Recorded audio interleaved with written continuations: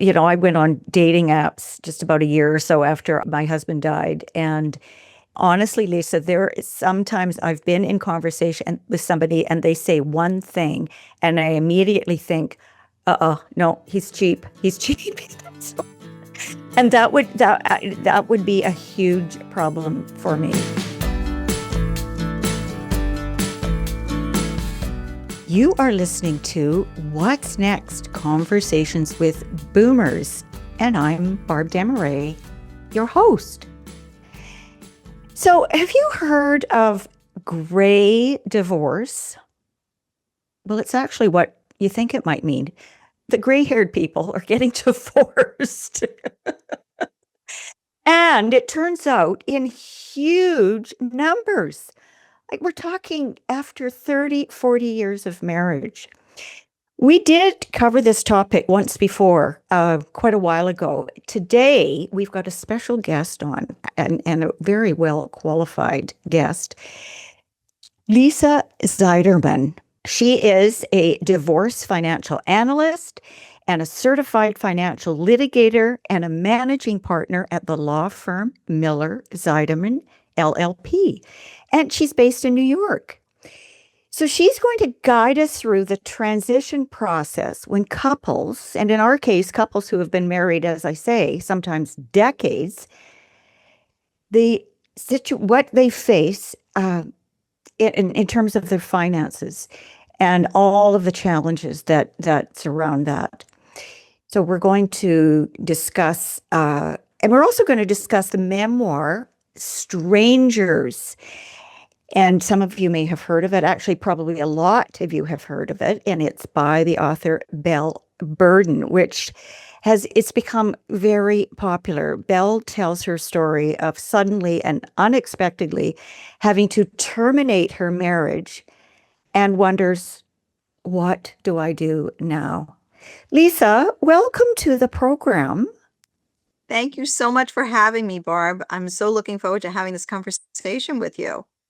Me too. We had a great chat on the phone prior to us getting together to record. And it was in the conversation. Lisa said to me, well, I'm halfway through Strangers.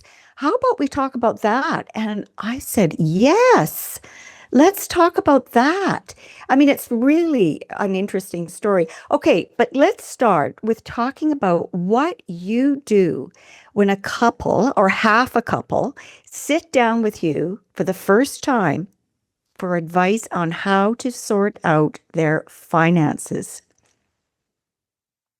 So you're right. It's half a couple that is sitting down with me because we only meet with one person of the couple, one of the spouses. And essentially, we go through our usual consultation, trying to get to know the client and their finances. We may look at tax returns during the consultation. We also may look at account statements. And sometimes we're fortunate enough that somebody has brought a spreadsheet with them of everything they know in terms of the finances. That's always very helpful. And then we talk about whether or not somebody came into the marriage or with what we call separate or premarital property, and also whether anyone received a gift or an inheritance that would affect the division of assets. And of course, we discuss income levels at that point. Complicated. It can be. It depends, actually. I'm sure couples don't sit in front of you and think, wow, this is what I envisioned. This is thinking about themselves at the altar. And now here's this person, talking about her finances because her marriage is ending. And especially, as we were saying, after so many years of marriage, how prepared are most people when faced with divorce? So I would say it depends. It really depends on whether those people were managing the finances in their household or whether they left that to someone else to manage. And if they were managing the finances, they're very often very, very intimate with the finances. But if they were not managing, if they left it to someone else, or perhaps they have a financial advisor and perhaps they weren't even attending the meetings with the financial advisor, then they may be more limited in terms of their knowledge of the finances, which of course makes it more difficult as you go through the process. Lisa, I know people who actually say, I don't have a clue how much money we have. I have no idea what our investments are, what we're investing in, how much we have, not a clue. And I'm always shocked at that. Is that quite common? It's very common. And it is at all levels of income and assets. It is whether it's a high net worth divorce or a couple who doesn't have a great deal in terms of finances. It is very, very common to have one person who's much more knowledgeable and someone else who really may not have paid attention. It's much more common than one would think. In terms of gender, is it usually the men that are taking over the finances, or is it women? I would say it's usually the men who are taking over the finances who are paying closer attention, but it's not always the case. I mean, I think that we have to be careful. There are definitely situations, and I was raised in a home where my mother ran the finances, right? My father went to work, my mother ran the finances. So I think it depends, but for the most part, I will very often have when I'm representing the husband, they will come in with their entire spreadsheet with the tax returns. They know exactly what they have, and we may not have that same scope if I'm representing the wife in that particular situation.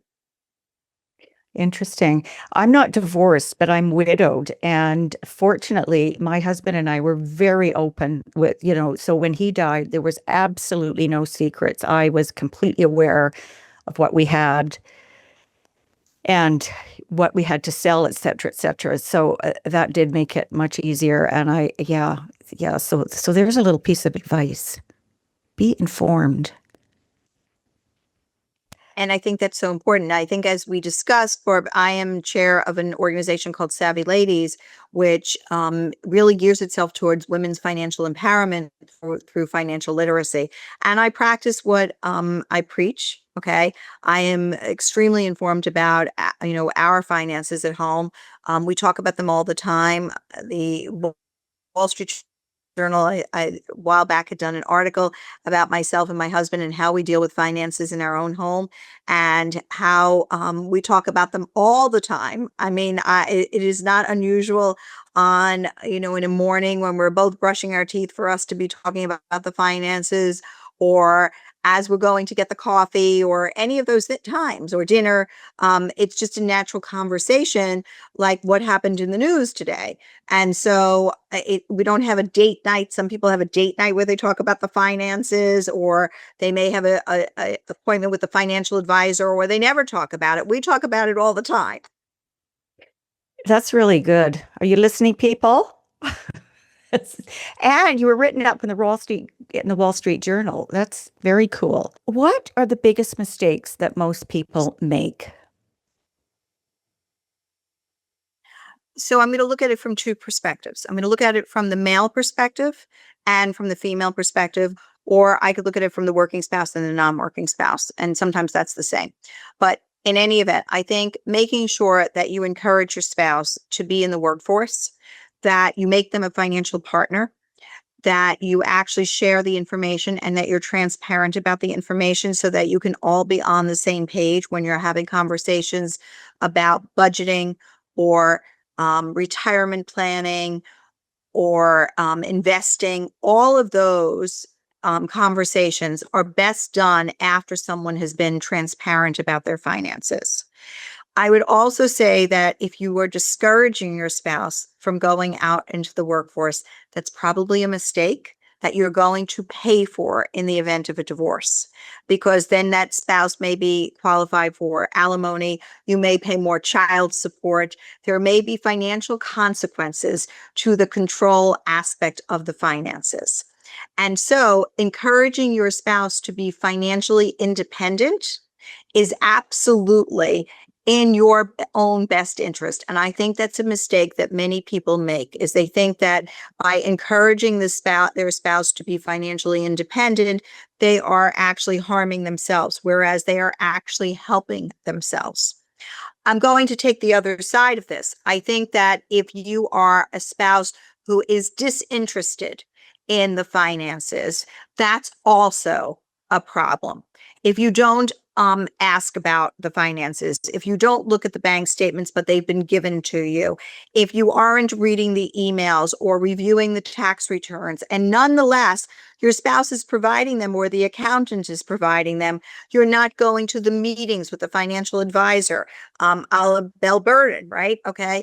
Those are all things that you are actually doing to your detriment. And I don't think you can then blame others for your lack of financial literacy at that moment. This is really, really interesting because what's going through my head as you're talking is that so often finances are at the core of their biggest conflict is money. Obviously, infidelity is enormous, but money is huge also, right? Money makes the world go round, and nobody should think otherwise. If you don't have money to pay for your groceries, your child care, your child's camp, for your everyday necessities, and then more some, frankly, okay, then you likely will have a problem at some point. And so I think this shame of talking about money is part of the problem. I think a lot of people were raised not to talk about money. And I think that that's unfortunate. Even in my house, whenever they talked about money, that all the windows would get shut. Even if it was like hot as anything in the summer, all the windows would be shut as if everybody was watching my family, right? Okay. Who cared? Okay. But I remember that as a child. And I also think that money and being in a good financial situation means that you can be independent, that gives you freedom. And I think that people who don't understand that, I think that's unfortunate. So true.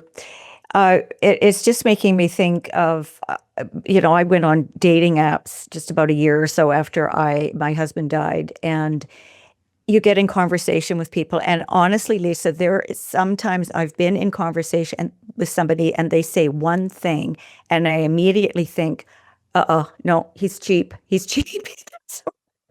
And that would be a huge problem for me. I don't think that people should be spending willy-nilly, but there's also the sort of, what is your money personality, right?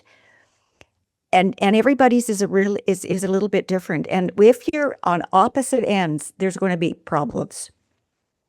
Yes, although even those couples, if they're on opposite ends and communicating about it and have worked out some sort of a system to deal with that could work. So, for example, they may have a prenuptial agreement or a postnuptial agreement if it's allowed. Maybe somebody is a big spender and somebody's a big saver, and somebody says, you know what, I don't want to be in a situation where going into retirement and we haven't saved dime. I'm going to put my earnings in a savings account, and those are going to be my separate that's going to be my separate property that I can keep in the event that we get divorced or the event that there's a problem. And let's put it on paper and let's make sure that it is a real contract and that it is in line with the law of the state that we live in. This is such valuable information, honestly.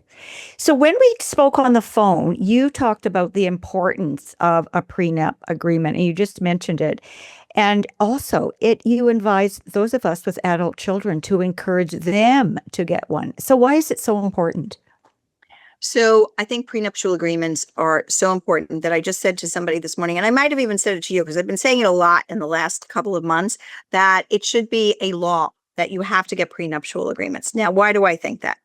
I think that for a few reasons. Number one, there is already a prenuptial agreement. It's called the law of the state that you live in.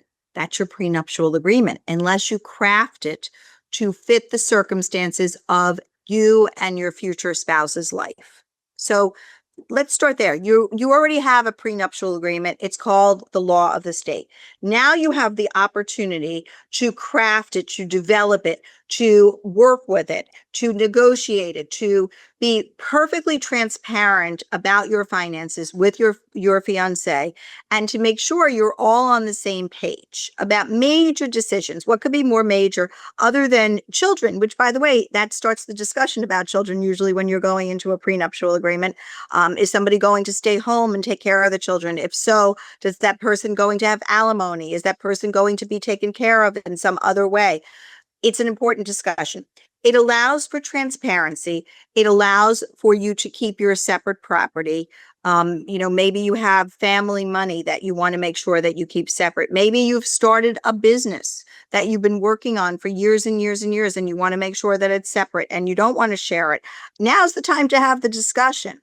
And so a prenuptial agreement is a vehicle that you and your spouse can work on and that can be drafted to be a legal document. It is very important. And I will say that more and more young people, and I was just on a call today with another attorney, more and more young people, very young people, are coming into our offices for prenuptial agreements. And I know that they are also going to Hello Prenup, which I think we talked about before, which is an online app, and you get to put your own prenuptial agreement together, and then you can go review it, and it's nationwide. And all of this is democratizing prenuptial agreements for everyone. And that's what's so important. And I think that it's a big mistake, frankly, not to be discussing a prenuptial agreement before you get married.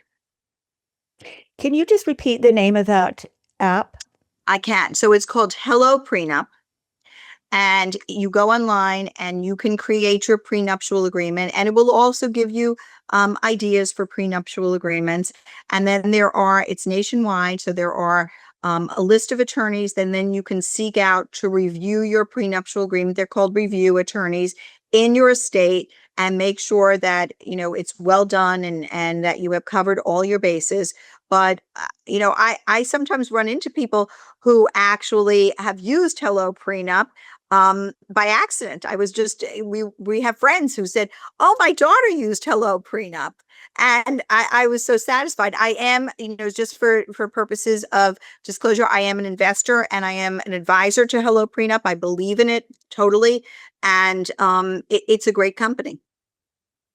Is it only for U.S. residents? Yes, right now it is only for U.S. residents. Okay, because this podcast is heard all over. So I wanted to just make that clear. So, Lisa, do you ever find there's a problem? I mean, I can't imagine that there is not a problem with this. Is people honoring the prenup? Sure. There are people who won't honor the prenup, right? And that'll be the same for any agreement that you draft in any way, shape, or form, or any situation. There is always going to be a situation where somebody doesn't honor something. So the question is, what is it that is not being actually followed in the prenuptial agreement, and is it to your detriment? And if it is, then you would need to have the conversation. Sometimes people don't follow the prenup, and they just don't follow because they haven't dusted off that prenup in a while, and they need to do that every once in a while to read it and dust it off and make sure of what's happening. Okay, let's move on to talk about strangers, because definitely prenups come up in this book. So I have to be honest in saying I have not read the book yet, but I have listened to 2-hour-long podcasts with Belle. And so I certainly have a general idea of the story. She tells it so well. It started out with an article in Modern Love in the New York Times, and then moved to a book. So do you want to, just for the listeners, give a synopsis of the story? Yes. So Belle Burden, I did read the book, and I loved the book. It was very compelling, and I actually listened to it. So listening to it in her voice is very compelling, and I highly recommend doing that. So Belle Burden is a woman who comes from the Upper East Side of New York, and comes from a very well-to-do and prominent family, and gets married. And right before she gets married, they're going to sign a prenuptial agreement. There's certain points I'm going to hit, and this is one of them. And right before they sign their prenuptial agreement, he asks for a change, and the change is that his income is going to be his income. Okay, and everything they put into a joint account will be joint, and they go on to start leading their life together, and she's very thrilled and happy. And they are in during COVID, and during COVID, a woman actually the husband of a woman contacts her and says, your husband is having an affair with my wife. And they're all in lockdown, and they're all in Nantucket in their favorite, home. And she's there with her children, and obviously they're all together. And by the next day, he has decided to leave the marriage. And she found it obviously shocking. She thought that she would be, when she got a text like this, that she would be the one to leave the marriage, but he has decided that he's going to leave the marriage. And he doesn't, according to the book, he doesn't express much interest in the children. He tells the children, there is a moment in the book where he asks her, after he tells the children about the divorce and that he's leaving, to go make him a sandwich. She is trying to decide, do I make him this great sandwich? Do I make him this really bad sandwich? What do I do? She very smartly makes the best sandwich that she can for the father of their children. And then the book goes on to talk about other things that she did. I would call them red flag moments. So for example, they were supposed to go see their financial advisor. She stayed back. Okay. Wasn't engaged in that, which we talked about earlier. At some point they were going to modify the prenuptial agreement in some way. With their trust and estates attorney, they are about to see the trust and estates attorney, and he says, we'll do that another time. So the agreement is never modified. She takes her family money from the trust and she puts it into joint property, which makes it then joint. So she loses the separate property credit that she would have had, or the separate property, because the prenup is not set up to give a separate property credit if you put it in joint names. She claims in the book that she has done this for the good of the family. And of course, it goes on and on. I will also say that, so basically she's disengaged with the finances in many, many ways, and leaves this to him. And he becomes very successful, according to the book. He's making a great deal of money. He's highly successful. And she was a lawyer, by the way. And so she worked for a very large law firm. They both started out basically at exactly the same place, except now she doesn't have the earning power, or that's what she says, that he now has. And yet she feels like she's been left out in the cold. Now, I will say there's been a New Yorker article, and I don't know if you've seen that, Barb, that contradicts quite a bit of what Belle has said in her book, which says that there was a great deal of money that she had in trust, that the year before they actually divorced, or the year before she filled out her net worth statement, she had approximately $800,000 in income, that there were other trusts.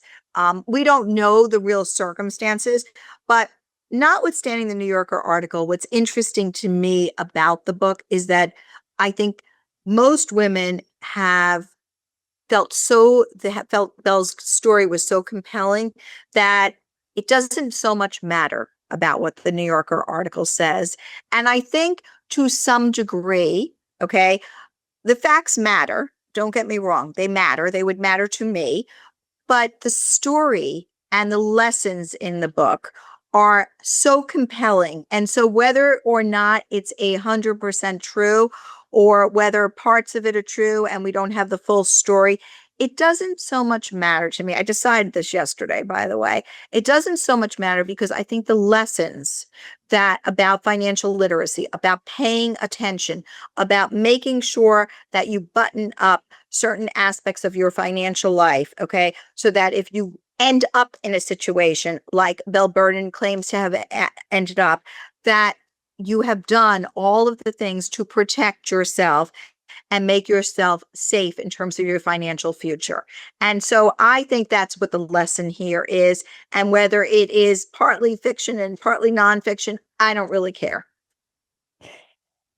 Oh, it's a very, as you say, compelling story. I just want to go back to the sandwich story because with the podcast where I watched her talk about it, um, she said, I decided, well, she said she wasn't going to argue about making a sandwich because both of them had come from divorced parents. And one of the things that she hated was when one parent put down the other. And so she was just going to be, for the sake of her children, she was just going to be polite about this sandwich. And she said, I'm going to make the best damn sandwich and he's going to walk out of here. And how can I possibly leave a marriage, leave someone who makes such a good sandwich? And it's really funny how she's very down to earth and, as you point out, a very intelligent, well-educated woman. But what was interesting to me also, because it was when the sandwich story was when he came back and they were going to tell the children about this. And because he had said, I don't want the kids. They're yours and I'm out. I'm done with this. And I just can't even imagine the mental anguish that produced in her. We have somebody that comes on regularly, Jackie Adams, and this is no secret. Jackie has a very similar story, also married for decades. She got a phone call also, and a man asking for her husband, and she said, I'm sorry, he's not here. He's at a conference. Well, no, he isn't. He's with my wife. And oh gosh, she tells the story really well. And so, of course, when I heard about this story, I thought, oh gosh, this is another one. Oh, okay. So, okay, I think that you've pointed this out. I'm just, from your perspective, what were some of the mistakes that Belle made when faced with divorce? Is there anything else to that you want to add? No, I think that the overall mistake was just the lack of being in touch. Maybe being in touch in a lot of different ways, frankly, but certainly being in touch with her finances. So I think that that's the biggest mistake. But I will say she went on to write this great bestseller. So for her, the story was good at the end of the day. And we don't know, of course, as I said, how much money there really is. Well, the interview that I watched was with Oprah, so I'm sure she got a few sales off that one. Yes. Yes, she is doing podcasts all over, and it is a highly, highly popular book. What were some things that you think she did right? Well, she made the sandwich. Okay, so that was Uh, she she portrayed herself as a great mom. And so that was good. She was extremely generous during the marriage. If she did indeed contribute her separate property to the homes that they built. Um, I'm not sure that I agree with a lot of her choices. So it's hard for me to say that there were so many things that she did right. I think that there were a lot of things that would have been different had she made different decisions. I think that she did put her children and what she thought was a great marriage first and foremost. That is admirable, but maybe to her detriment is the problem. That really stood out for me, and hence the title "Strangers," because she was under the illusion that they had this wonderful marriage, and she said, "I was still in love with my husband." This came as a complete shock to me. And then you Yeah. wonder, how often does that happen? I think it happens quite a bit. I think it happens for both genders. I think that it is not uncommon that one person is way ahead of the timeline in terms of divorce, that they have decided that they are done in some way, and they either it's not ideal in terms of timing. Perhaps they're waiting for the children to finish school because they don't want to be away from their children full time. Perhaps they think it's better for the children to stay in the marriage, and so they are in it. But I think so. Timing, I think, is one reason, but I think that There's also people, have affairs, there is infidelity, there are secret lives, there are all those things that we see every day. And so I think it's very common. And I think that you started at the beginning to say that we were going to be talking about great divorce. And in great divorce, what we're seeing are more and more people who the children have launched. And now they are in that situation of finding themselves in a divorce because somebody waited for many, many years before perhaps saying that they were unhappy, or the other person didn't hear it and make the changes. Right. I recently heard about an 80-year-old woman who has decided that she's going to leave her marriage, 80 years old. She said, who knows? I might have 10, 15 years left and I want them to be good years. What do you find are the reasons, the main reasons people leave? And when we're say gray divorce, so I'm talking about, in a lot of cases, it's I went out with somebody who had been married for 40 years and left. So what are the reasons that people leave after so long? I think that they have become disenchanted with their marriage in some way. Maybe they have no more common ground with their spouse. Perhaps they have nothing to talk about anymore. Their sex life may have diminished. They really were there for the children. They find themselves, and I hear this very often, that they are friends, but not lovers anymore. That is a huge reason people leave. They found someone else and they really want to be with that person. That's less, I think, the reason that many people leave. I think that's one of the lesser reasons that we see. Control, they felt that they were being controlled and they were either controlled economically or in some way in terms of career or in another way. They were abused and felt that they could no longer take it. And maybe they thought that if they left the home when the children were growing up, they would be leaving the home with and leaving the children essentially with the abuser for some period of time. And at least if they were there while the children were growing up, they would be there to protect the children. These are things that we hear. I don't necessarily agree with them because I think that there's other issues with that, but those are definitely reasons that people have stayed and that we see more and more great divorce now. And people are living longer. They just are. And to your point about this woman who is 80 years old, they don't want to waste that last part of their life with someone that they are not having, the time of their life with, essentially. I just read an article that said, and I might be remembering this incorrectly, but of all divorces now, and this was a US statistic, something like 40% of them are gray people, people that are, we're talking about seniors here, or people 55 plus. And that number is growing. I think that is exactly what's happening. But remember, the population is also getting older, right? Our population is getting older. So it wouldn't be surprising that more of the population that is getting older is also going through a divorce. And I think that, as I said, maybe you used to have a 25-year marriage that used to be long. But to your point earlier, this could be 35 or 45 years. And maybe that was just too long for some people. I think that there are a lot of different reasons why people leave their marriages later in life. I think it's unfortunate, frankly, because I think that they could have left earlier. And in some cases, it might have been better for their children had they left earlier.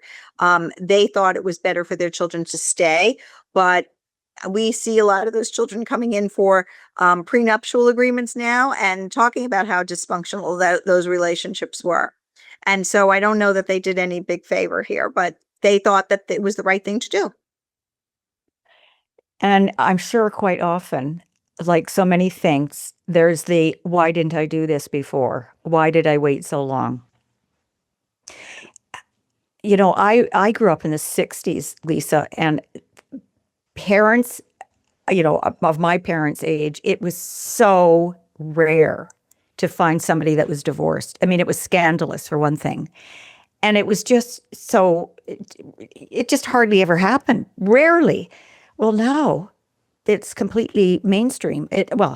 Everything's changed, including marriage and divorce and who you marry and who you don't. I mean, then there's all sorts of different configurations, but that's a whole other topic. But okay, is there anything else you'd like to add to this conversation?